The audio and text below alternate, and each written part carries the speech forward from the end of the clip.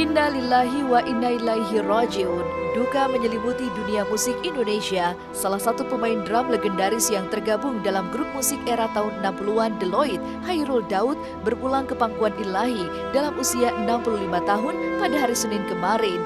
Almarhum tutup usia lantaran mengidap penyakit komplikasi yang dideritanya sejak 1 tahun terakhir ini.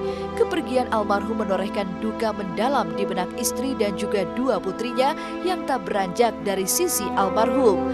Bahkan keharuan pun semakin menjadi saat mereka melepas jasad almarhum ke tempat peristirahatan terakhirnya di Taman Pemakaman Umum Karet Bifak, Jakarta Barat.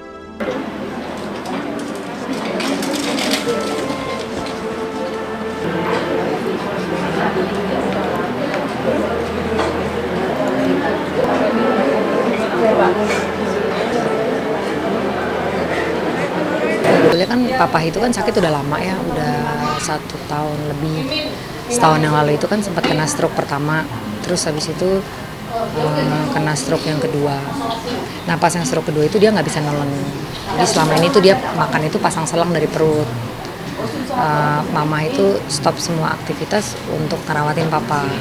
Cuman terakhir-terakhir memang kondisinya itu up and down karena lebaran kemarin yang Agustus itu sempat muntah darah gitu-gitu. Nah terakhir hari Sabtu pagi itu dia masuk rumah sakit karena sesak napas awalnya. Sesak napas, kita bawa ke rumah sakit belum masuk ICU.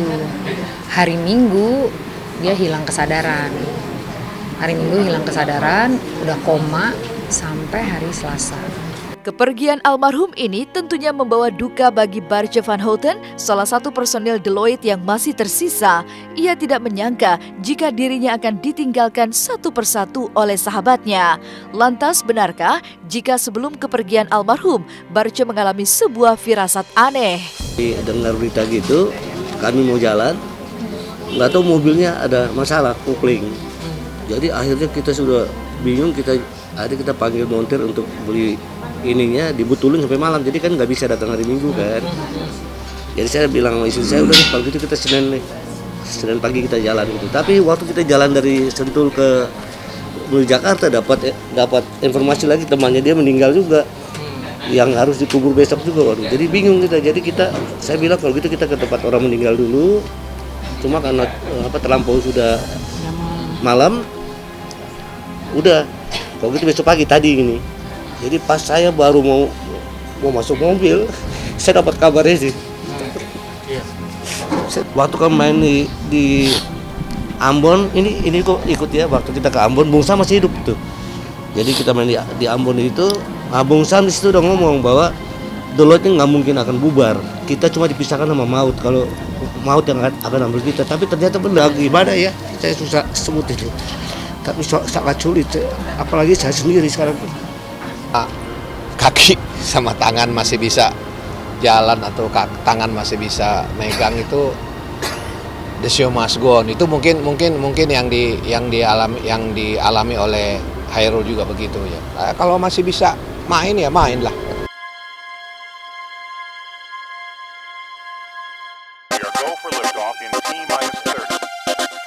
Di penghujung bulan September tahun ini, penyanyi sensasional Syahrini sepertinya ingin menutupnya dengan sebuah kebahagiaan. Bagaimana tidak, mengaku masih jomblo dan belum menemukan kekasih pengganti Bubu, Syahrini tiba-tiba saja belakangan rajin memposting foto-foto mesranya dengan seorang pria yang identitasnya masih ia sembunyikan di media jejaring sosial miliknya di saat mereka tengah pelesiran ke kota mode Paris, Prancis. Nampak beberapa pose mesra Syahrini dengan seorang pria yang tengah berjalan mesra sambil bergandengan tangan menuju Menara Eiffel dan diberi caption, "From Paris with love, thank you sayang."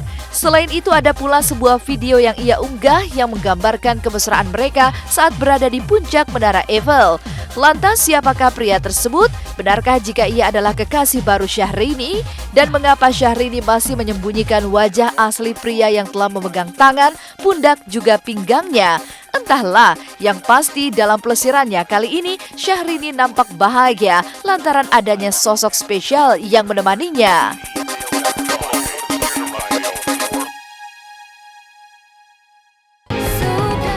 30 menit sudah kami menemani Anda untuk hari ini. Jangan lupa untuk terus saksikan Celeb on Cam setiap hari Senin sampai Jumat pukul 15.30 waktu Indonesia Barat hanya di Global TV.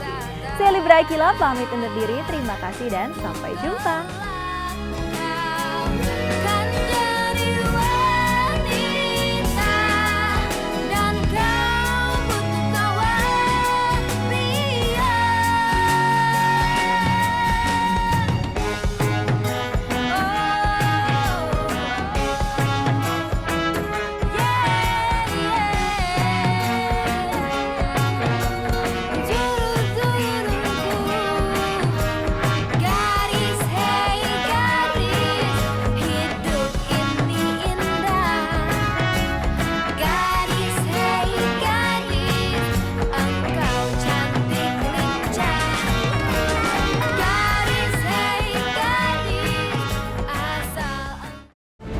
Tak banyak yang tahu jika artis kontroversial Nikita Mirzani tengah bersiap melahirkan anak pertama hasil pernikahannya dengan Sajat Ukra, pria bule berkebangsaan Selandia Baru.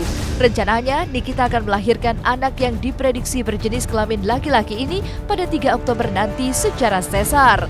Dan jelang 3 hari proses persalinannya,